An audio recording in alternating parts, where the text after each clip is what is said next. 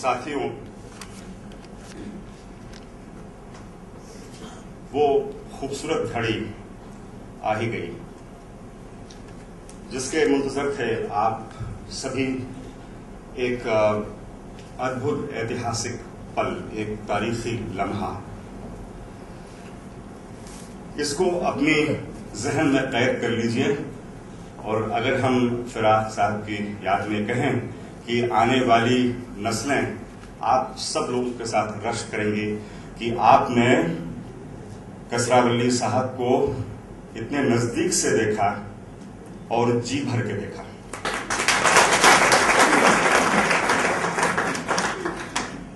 कसरावली साहब किसी तारुफ के मोहताज नहीं हैं। एक बड़ा लंबा सफर उन्होंने घटश्राद्ध के निर्माण से तय किया है। उनको और उनकी फिल्मों को केवल हिंदुस्तान में नहीं बल्कि आलमी स्तर पर उन्हें नवाजा गया है।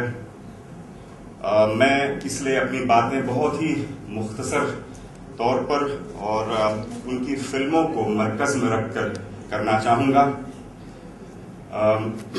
मुझे इस बात का एहसास है कि वक्त कम है और हम सभी बेताब हैं उनकी फिल्मों को या फिल्म को देखने के लिए। बात प्रगतिशील सिनेमा के 75 बरस की है, लेकिन 75 बरस ही क्यों?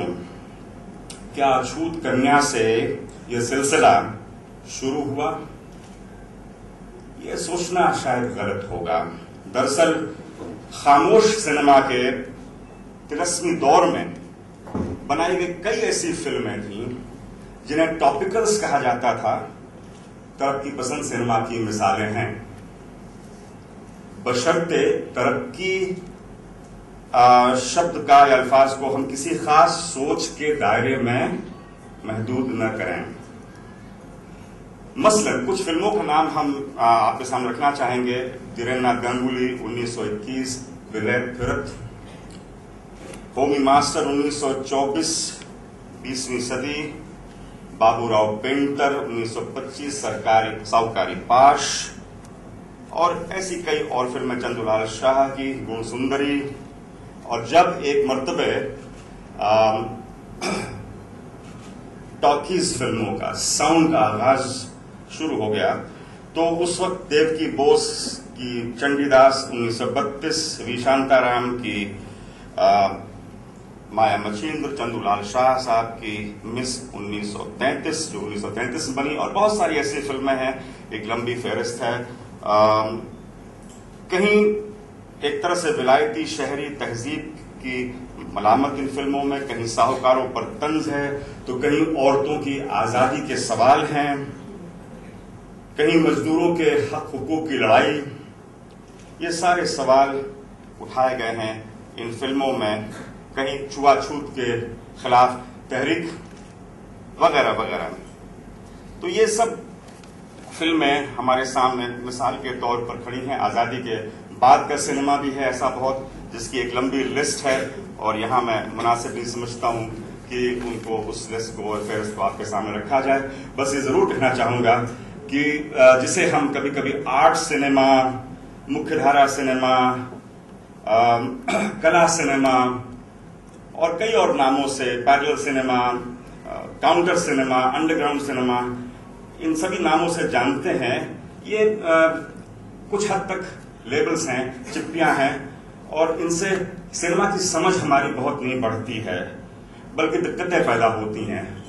तो इसलिए परिभाषा देना, डेफिनेशन देना, किसी चीज के अर्थ को सीमित करना भी होता है। मैं व्यक्तिगत रूप से मुझे इन चिप्पियों से, लेबल से एतराज है। फिर भी प्रगतिशील या तरक्की पसंद सिनेमा से मेरा इशारा उस सिनेमा से है जो सताए, गुमनामी जीते हुए, जिस्मानी और रूहानी तौर पर गुलाम, हाशिए पर खड़े लोगों की जिंदगी से ताल्लुक रखता है। दरअसल जिसे हम रोजमर्रा कहते हैं, द ऑर्डिनरीनेस ऑफ लाइफ, वह यह सिनेमा उसकी तरफ इशारा करता है।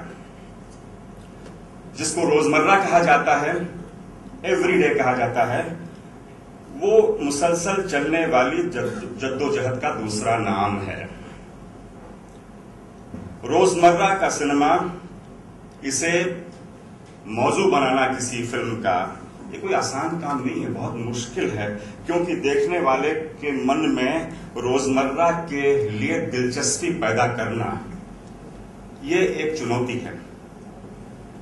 अगर इसको बहुत सावधानी से न किया जाएगा, ऐसी फिल्म न बनाई जाएगी, तो शायद ये सिनेमा एक महज प्रोपेगेंडा बनकर रह जाएगा। और इसलिए इस किस्म के सिनेमा को बहुत ध्यान से और सावधानी के साथ बनाना पड़ता है। मैं ये भी मानता हूं कि नैरेटिव, जो सिनेमा का नैरेटिव है, उसका फॉर्म उसके कंटेंट के साथ, उसकी अंतर्वस्तु के साथ जुड़ा रहता है। कुछ गुथा हुआ है, एक दूसरे के साथ तार इस तरह गुथे हुए हैं कि दोनों को तकसीम करके नहीं देखा जा सकता है। यानी केवल कंटेंट के मौजू के आधार पर यह तय करना कि फला सिनेमा तरक्की पसंद है, ये नाकाफी होगा।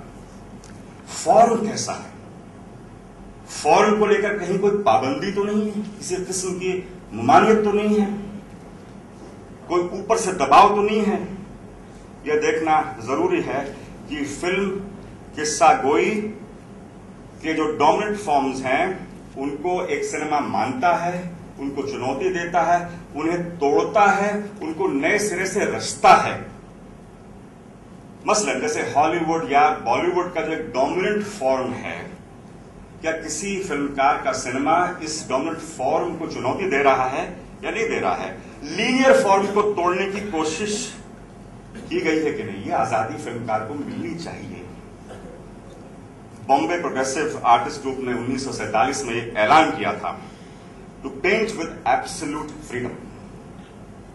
शायद इसी आजादी का दूसरा नाम है। आज जिस फिल्म को हम लोग देखेंगे, उस फिल्म के बारे में मैं कुछ कहना नहीं चाहूंगा, लेकिन एक शुरू के एक फ्रेम में जान लुक गोदार साहब का की एक इबारत है।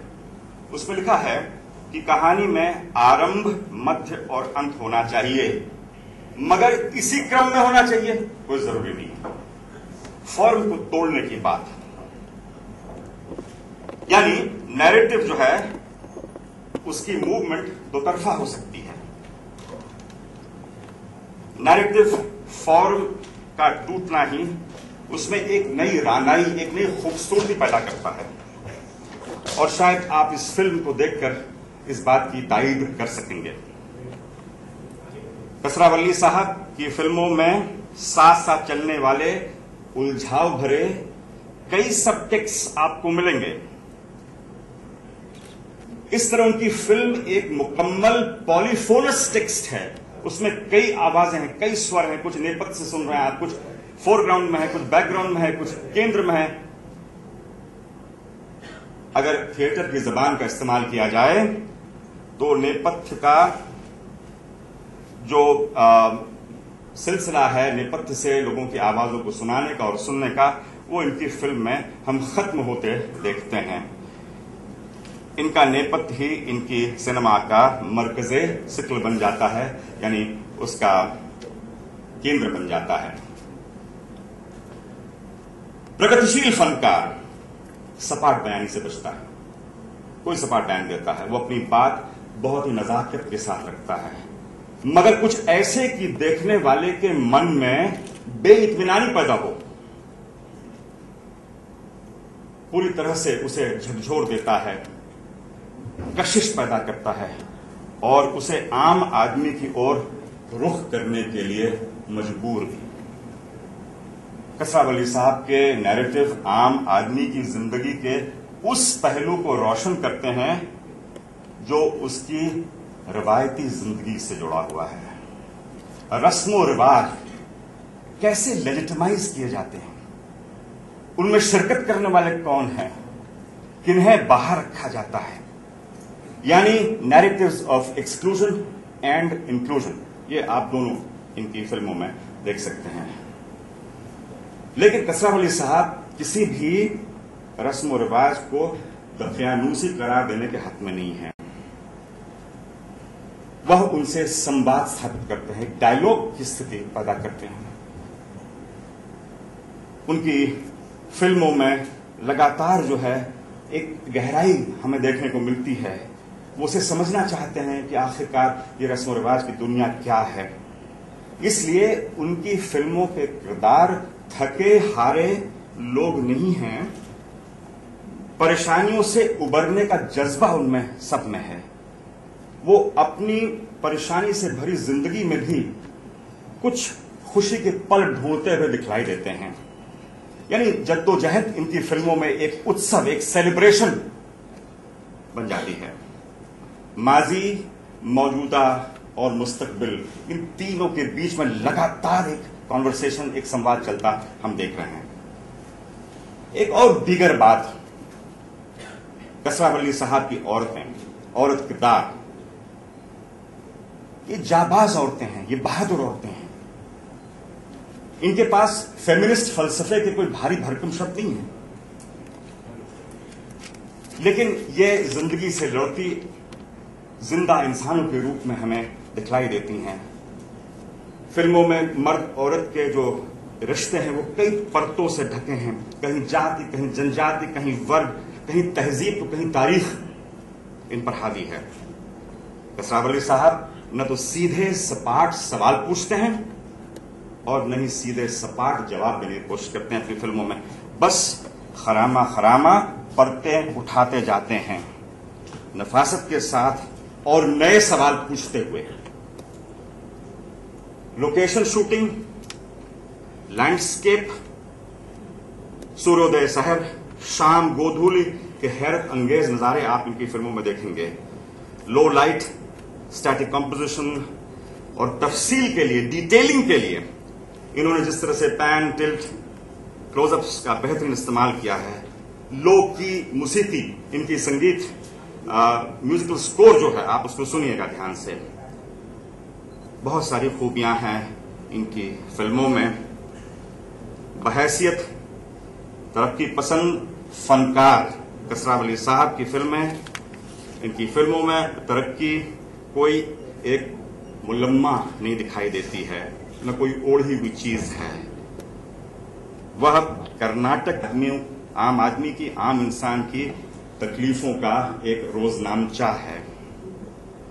और कसरा वली साहब इसी जमीन पर खड़े हुए हैं मजबूती के साथ। और बहुत सी बातें, वक्त बहुत कम है, हम सभी इनकी फिल्मों को देखने के लिए बेताब हैं, इनकी बातें सुनने के लिए हम रुके हुए हैं।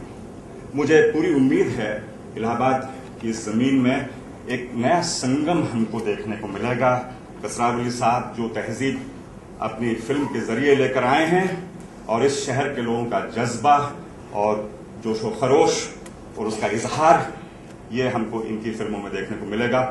और मुझे उम्मीद है कि ये सिलसिला आज जो शुरू हुआ है ये लंबे समय तक चलता रहेगा। बहुत बहुत धन्यवाद, शुक्रिया।